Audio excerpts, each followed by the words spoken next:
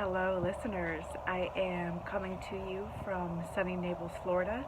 By the time I post the video and by the time you guys are watching it, I'll probably be back in cold Amsterdam and will be jealous of my own self as I sit here in the warm, breezy sun at my parents' house on their little lanai filming this video for you.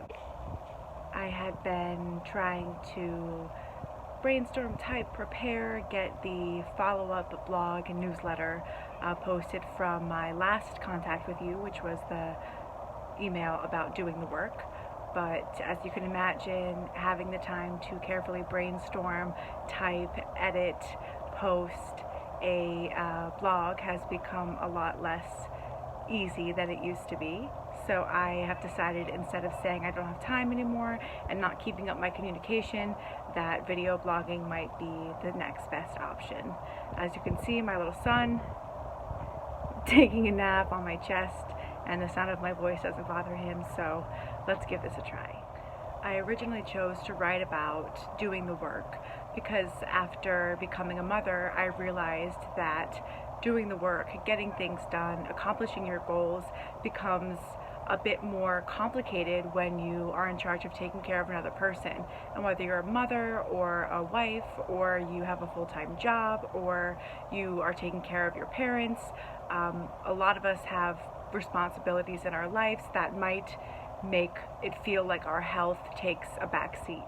And so if you're one of those people that feels like you don't have enough time to exercise every single day, to make meals from scratch, to food shop, to do all those things that you think you have to do to be the best version of yourself, I think it's really important that you understand the principles that I talked about when it comes to doing the work, so that when you do have time to do the work, it can be potent and effective.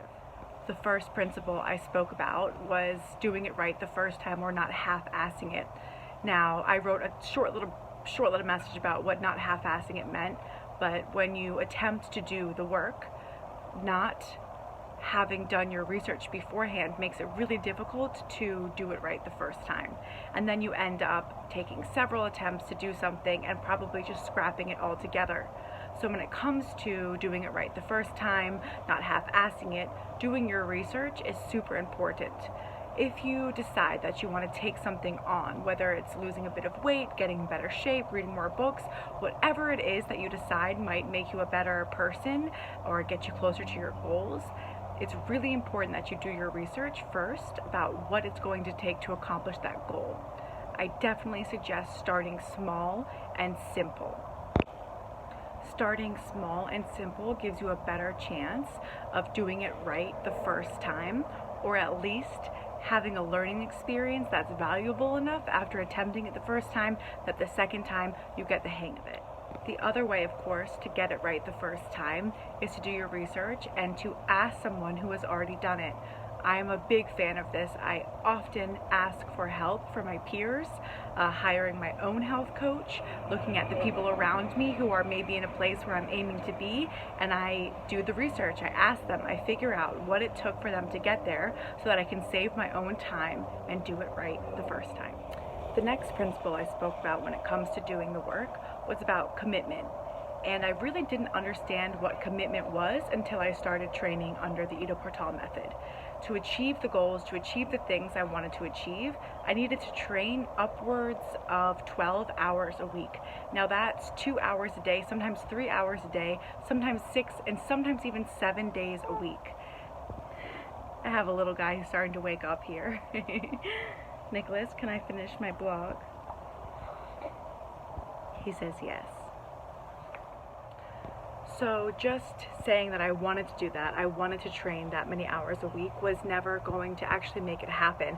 I had to fully commit, and fully committing meant saying no to a lot of other things. I didn't have that much of a social life.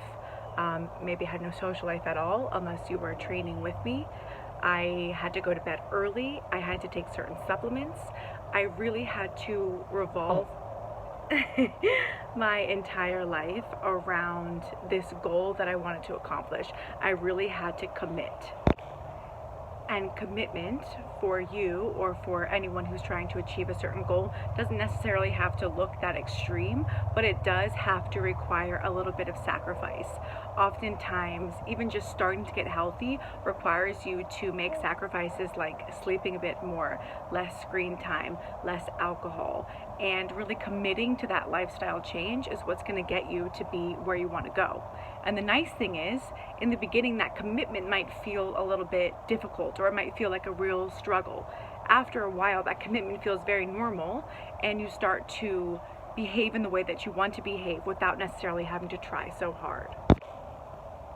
Nicholas has taken a bow out of the video. Now you could imagine if you haven't done your research and yet you've decided to fully commit to a project, how that might result in a disappointment. You can't fully commit to something until you really know what you're getting into. So again, doing your research, understanding what it's going to take to achieve that goal, to really do the work, and then fully committing, preparing to make those sacrifices, understanding what it is that you need to give up in order to gain the work. Now, the last principle that I spoke about when it comes to doing the work was trusting in your own potential. And this last one, the third one, is a little bit tricky because you can't really trust in your own potential until you've taken the first two steps, until you've done your research about how to do it right the first time, and until you've fully committed. Trusting in your own potential becomes a lot easier once you've felt, noticed, or seen that first change. If you've never taken on a big project, or you've never proved to yourself that you can do it, just having blind faith can be kind of difficult. So entering into a new project, starting a new goal, knowing that you need to have this blind faith, that you need to believe in your own potential to change, that you need to believe that you can achieve, that you can do it, that might make it a little bit easier. I think one of the best ways to trust in your own potential, to acknowledge your ability to make a change, to achieve your goals, is to keep track of the changes, whether it's with a daily journal, whether it's with photographs, whether it's with video, but try to find a way to prove to yourself that you're on the way to completing your goal, that you're actually doing the work. So even if you haven't fully met the goal yet, you can start to see, wow, I am changing a little bit, I am getting the hang of this, and then trusting in your own potential will start to feel natural and again a little bit easier.